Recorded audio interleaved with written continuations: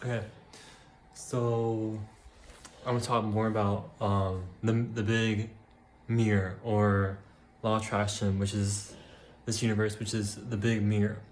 So this universe is gonna mirror your own frequency or your own vibrations or vibes or whatever. So essentially,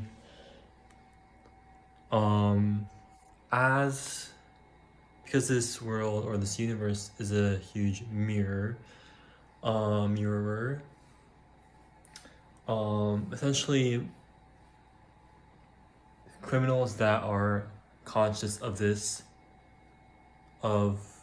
mirroring actually get away with their crime, because if a criminal commits a crime and they feel a lot of guilt, they actually vibrationally align, or they actually match, or their experience matches that guilt. So essentially, they'll experience the external reflection of that guilt in the physical world. So if they believe they deserve punishment for what they did, they'll actually experience that as a reality. So that's why people who feel guilt towards a certain crime are gonna manifest or create that experience, while, for instance, another person might commit to the same crime, like murder, and feel no guilt at all, and essentially nothing happens to them. So, but the thing is, your psyche is divided into the conscious and conscious. So essentially, certain people actually suppress their guilt. So certain people actually have that as their unconscious mind. So they actually attract that too, even if they don't know about it. So essentially, if you don't feel guilty for your crimes, then you won't you won't attract that into your experience, and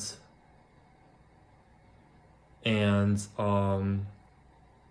you won't attract that vibration in your experience. So um so yeah. So also, strong emotions like guilt, um, shame, which is, I've heard that it's not an emotion, but that frequency of shame or guilt, or like other negative emotion can actually manifest themselves as a physical symptom. So that's why during the Black Plague, people felt guilty towards going for pleasure, because that was sinful. And essentially, when they did that, they felt so much guilt that they manifested an illness. So essentially, these are that's called the metaphysics of symptoms and stuff like that. And so what's going on in your emotional state is actually converting itself into its to as a bodily symptom. So you have to figure out what emotional pattern you have that is converting to that. Yeah.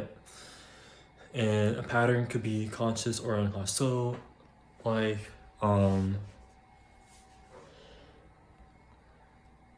so